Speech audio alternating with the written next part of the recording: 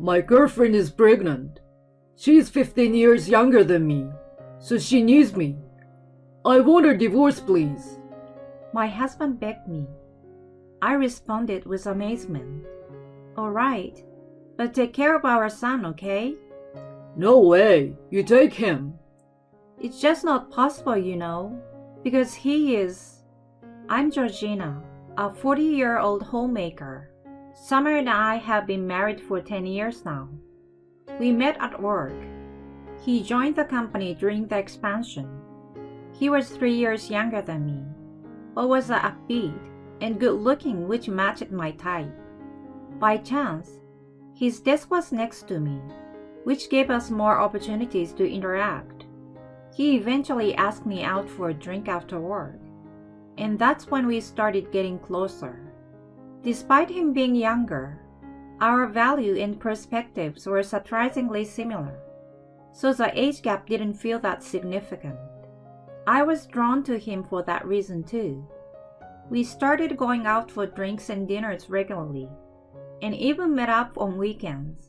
Then, we became an item after he confessed his feelings. I was thinking about the possibility of a marriage when he dropped a bombshell.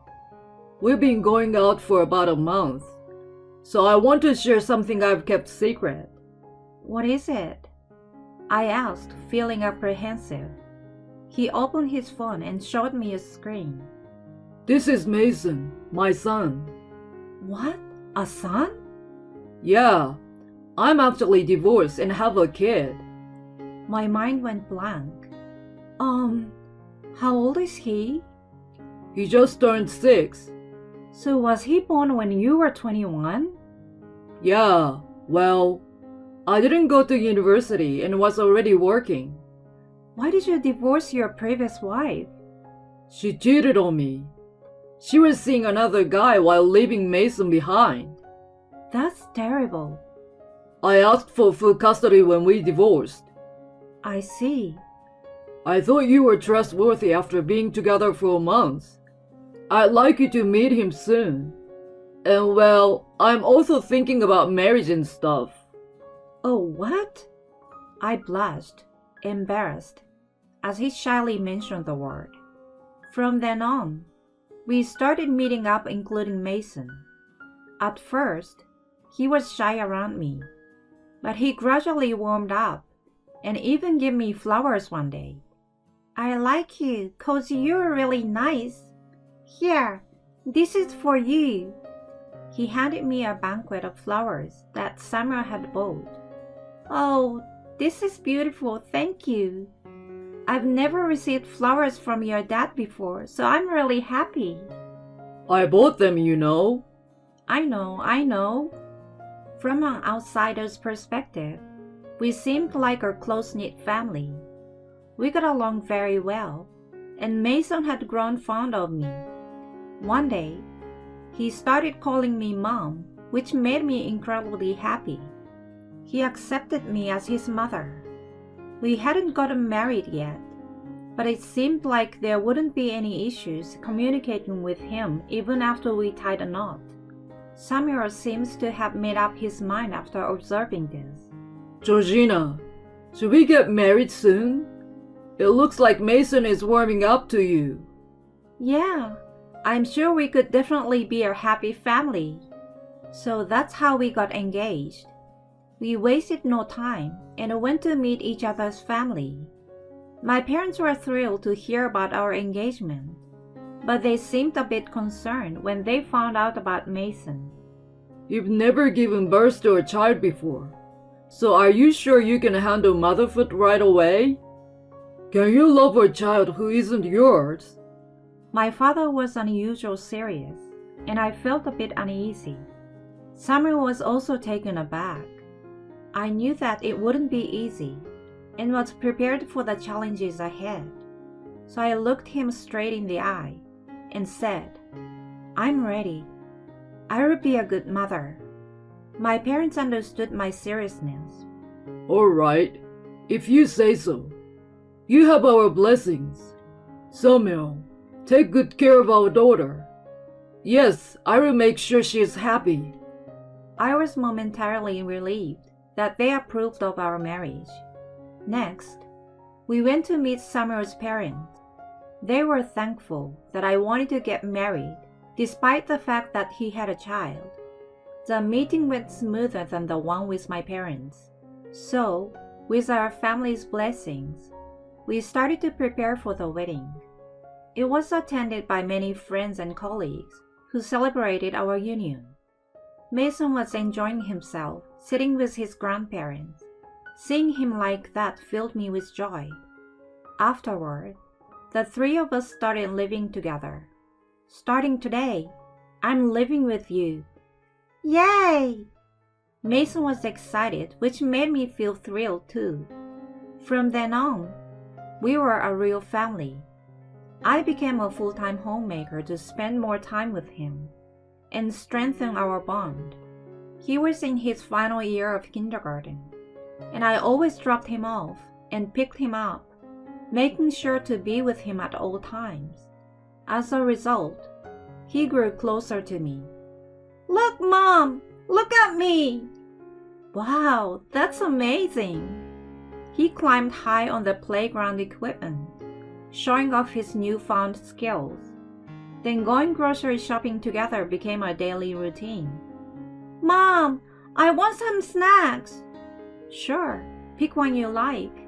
Yay! These simple interactions made me reflect on the mother-child relationship and whether I was truly being a good mother. Despite my insecurities, spending time with him was undeniably fulfilling. We waited for Samuel together while making dinner, and when he came home, we ate together. Mason told him about his day, and he listened eagerly, adding his own comments. I felt incredibly fulfilled, and genuinely felt that marrying him was the best decision I'd ever made. We continued to enjoy these happy days. Mason grew up fast, but remained well-behaved and obedient after starting grade school. Around the 3rd grade, he joined a youth baseball team and went to practice regularly on weekends. I accompanied him to every practice and met other moms while we prepared refreshments. Since many of the kids attended the same school, we were already acquainted to some extent, and they already knew about my relationship with Mason. There were a few others in the same situation, so we exchanged our experiences and advice. Mason put a lot of effort into baseball, and on days off, he often practiced on his own or visited the batting cages. I was glad he found something he was so passionate about. Eventually, he earned a regular spot on the team during his 5th grade year and performed well in games alongside old players.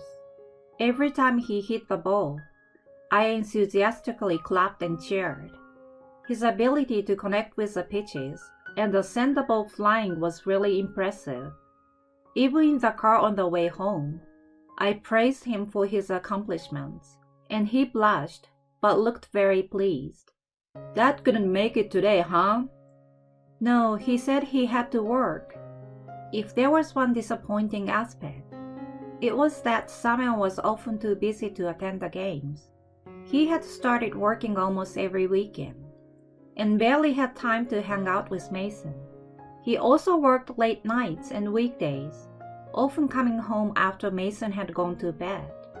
I understood that he was working hard to support our family, but it still left us with very little time together.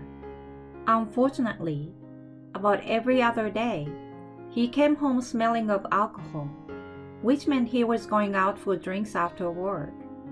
I knew that it was sometimes part of his job, but I wished he prioritized spending more time as a family. So one day, I decided to talk to him about it. Hey, can you try to make more time for Mason?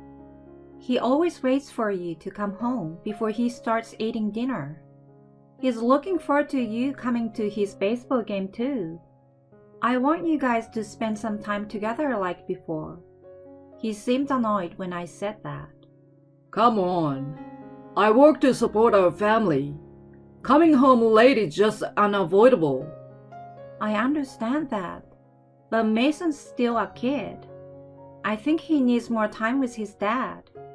This is getting repetitive. I'm busy, you know. You're the mother. You should handle him better. Jeez. I was frustrated that he wasn't being cooperative. I asked him regularly to make time for our son, but I always got the same response.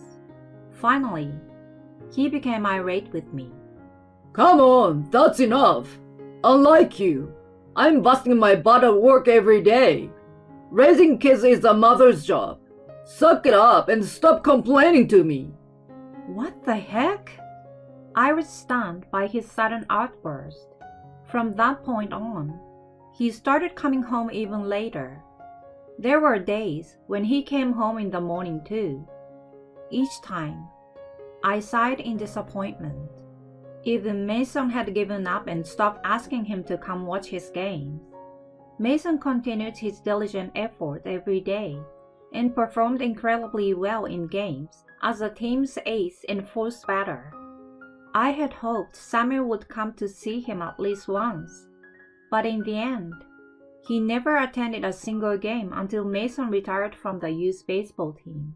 Around that time, feelings of distrust started to arise inside me. He joined the baseball club in middle school and had practice every day, which made him happy. Playing baseball while going through his growth spurt, he ate a lot. Seeing him enjoy his meals so much made me happy. He was also putting in an effort in his studies, dedicating at least an hour every day in maintaining good grades. I was proud of his consistent hard work in both aspects.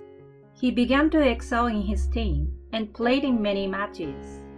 On the other hand, my relationship with Samuel had completely cooled off, and it felt like we were just living together at that point. Still, I couldn't think about divorce, especially with Mason's education expenses to consider.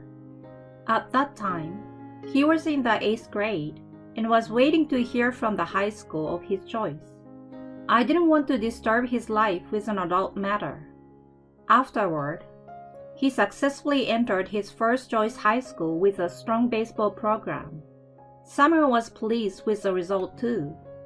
It was also an academically high-level school, so it was an achievement for Mason to get in while actively practicing in the baseball club. He continued to practice until late hours in high school, often coming home around 7 p.m. With more free time on my hands, I decided to start working part-time. I had given up on any hope of a better relationship with Samuel. I figured I would just focus on taking care of Mason until he was 18. That was the plan. But something unexpected happened out of the blue. One day, Mason came home looking dejected. I thought something had gone wrong at school or during the practice. What's wrong? Hesitantly, he began to speak. Well, on the way home, my friends and I decided to stop by the bookstore. While we were heading there, I saw Dad. Okay, and? He was walking down the street with his arm around a woman. What? He looked sad as he said it, and my mind went blank. Samuel was having an affair. What's worse, our own son had seen it. I started feeling an overwhelming anger building up inside me. I'm so sorry. It must have been shocking for you. Yeah, but you don't need to apologize. It's Dad who is at fault. Mom, you should really consider divorcing him. It was really pathetic of Samuel to make our son say such a thing. But your life... I'll be fine, Mom. Besides, I have a plan. A plan? He surprised me by revealing his unexpected strategy. If you're really okay with it, I won't object. I decided to go along with it. After that, I spoke to Samuel. Hey, can I talk to you for a moment? I'm exhausted. I want to go to bed. He had a rather annoyed expression, but I continued without minding it. You're having an affair, right? What? He briefly showed a look of unease. There was a sighting. You were seen walking on the street, arm in arm with an unknown woman. I was sure he was going to deny it. To my surprise, he readily confessed to the affair. Yeah, that's my girlfriend. What? Are you admitting to having an affair? Yeah, and there's something else I need to talk to you about. What is it? She's pregnant. Holy cow! That's despicable! You have no morals. I'm sorry, but there's nothing we can do about it now. She's 15 years younger than me, so she needs me. I want a divorce from you, please. He begged me. I couldn't believe he got involved with such a young woman. I felt nauseated. At that moment, any affection I had for him completely disappeared. I replied in disbelief. All right, but please take care of our son, okay? No way, you take him. He was surprised by my request. My girlfriend and I are having a baby. There's no way I can take care of Mason. She wouldn't like it.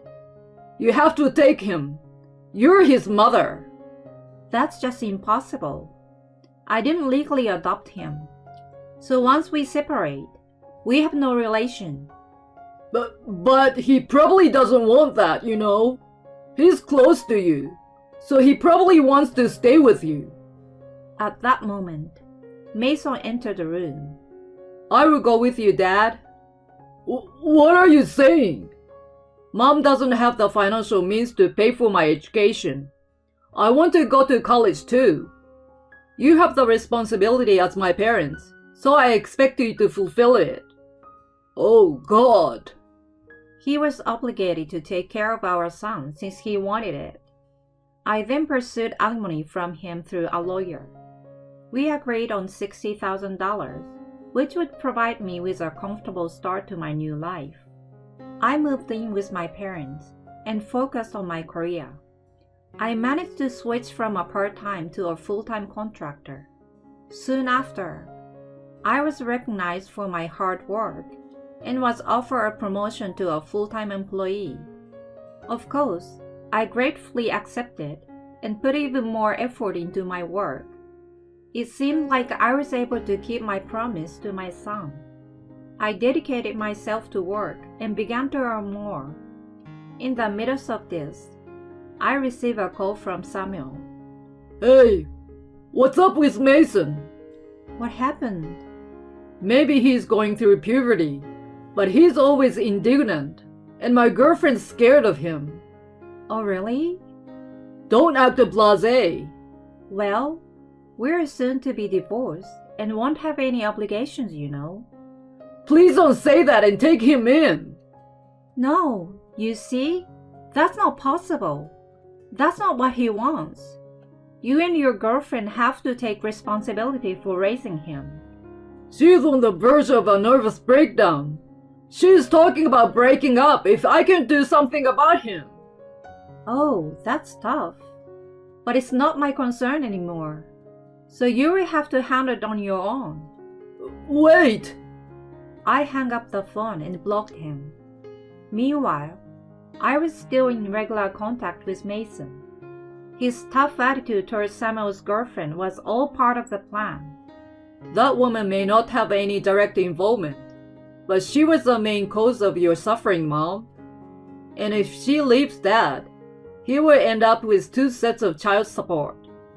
Despite being my own son, he came up with quite a ruthless revenge scheme. The timing for it came sooner than I had expected.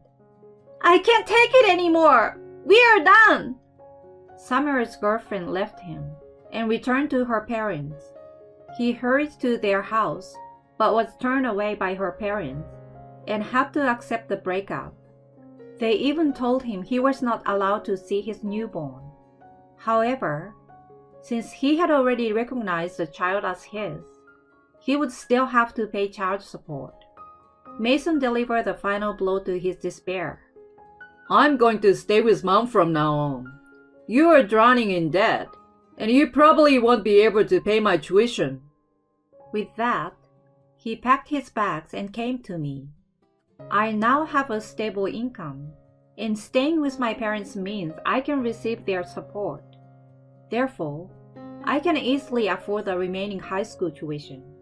On the other hand, Summer's situation is truly miserable. He is now a twice divorced single man, responsible for 2 years of Mason's child support, and another 18 years of his child with his ex-girlfriend. Moreover, all this drama is affecting his work performance negatively, making it difficult for him to advance in his career. With his current income, he is resigned to living a lonely life with paying off his debt.